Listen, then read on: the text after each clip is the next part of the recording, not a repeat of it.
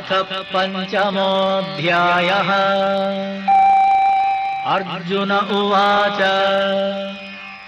सन्न्यासं कर्मणां कृष्ण पुनर्योगं च शंससि यच्छ्रेययेतयोरेकम् तन्मे ब्रूहि सुनिश्चितम्।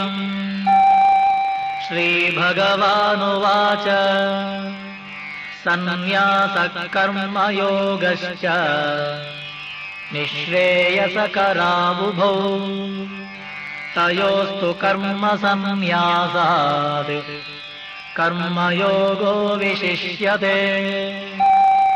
ज्ञेयः स नित्यसन्न्यासी यो न द्वेष्टि न काङ्क्षति निर्द्वन्द्वो हि महाबाहो सुखं बन्धात् प्रमुच्यते। साङ्ख्ययोगौ पृथग् बालाः प्रवदन्ति न पण्डिताः एकमप्यास्थितः सम्यग् उभयोर्विन्दते फलम्। यत्साङ्ख्यैः प्राप्यते स्थानम् तद्योगैरपि गम्यते। एकं साङ्ख्यं च योगं च यः पश्यति स पश्यति। सन्न्यासस्तु महाबाहो दुःखमाप्तुमयोगतः। योगयुक्तो मुनिर्ब्रह्मा न चिरेणाधिगच्छति। योगयुक्तो विशुद्धात्मा विजितात्मा जितेन्द्रियः।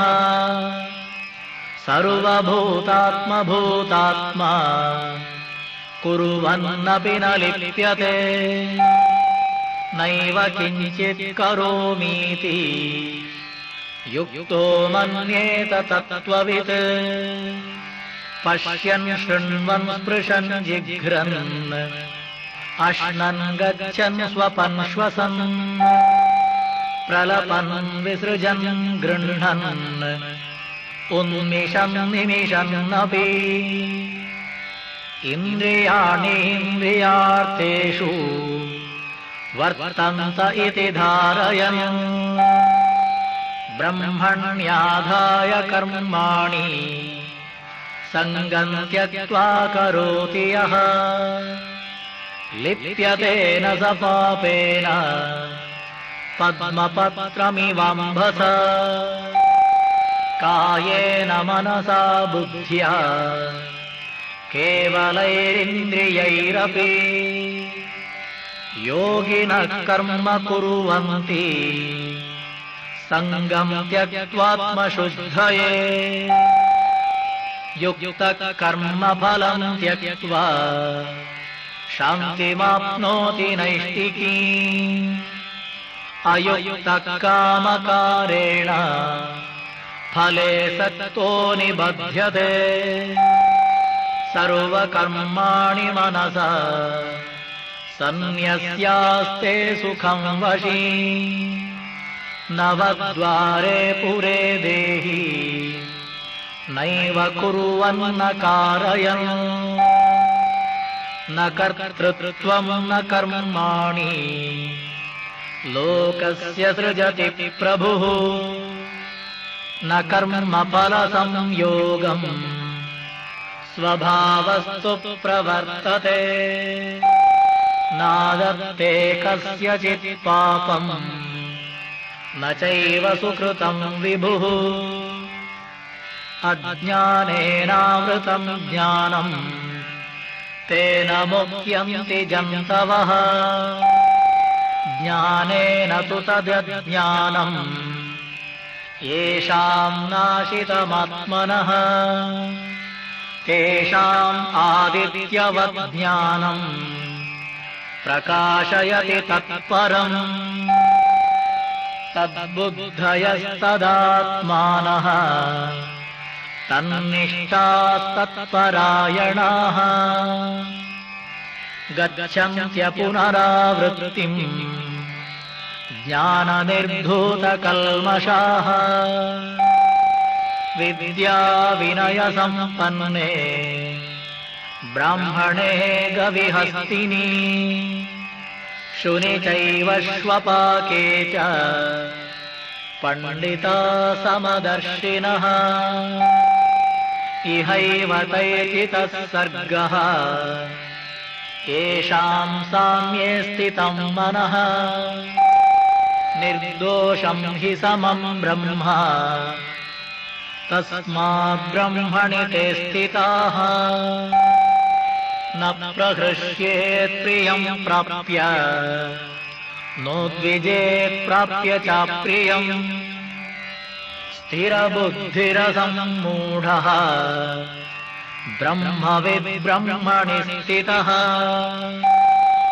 बाह्यस्पर्शेष्वसक्तात्मा विन्दत्यात्मनि यत्सुखम् स ब्रह्मयोगयुक्तात्मा सुखमक्षयमश्नुते ये हि संस्पर्शजा भोगाः दुःखयोनय एव ते आद्यन्तवन्तः कौन्तेय न तेषु रमते बुधः शक्नोतीहैव यः सोढुम् प्राक्शरीरविमोक्षणात् कामक्रोधोद्भवं वेगम् स युक्तः स सुखी नरः योऽन्तः सुखोऽन्तरारामः तथान्तर्ज्योतिरेव यः स योगी ब्रह्मनिर्वाणम् ब्रह्मभूतोऽधिगच्छति लभन्ते ब्रह्मनिर्वाणम् ऋषयः क्षीणकल्मषाः छिन्नद्वैधायतात्मानः सर्वभूतहिते रताः कामक्रोधवियुक्तानाम् यतीनां यतचेतसाम् अभितो ब्रह्मनिर्वाणम् वर्तते विदितात्मना स्पर्शान् कृत्वा बहिर्बाह्यान् चक्षुश्चैवान्तरे भ्रुवोः प्राणापानौ समौ कृत्वा नासाभ्यन्तरचारिणौ यतेन्द्रियमनो बुद्धिः मुनिर्मोक्षपरायणः विगतेच्छाभयक्रोधः यः सदा मुक्त एव सः भोक्तारं यज्ञतपसा सर्वलोकमहेश्वरम् सुहृदं सर्वभूतानां ज्ञात्वा मां शान्तिमृच्छति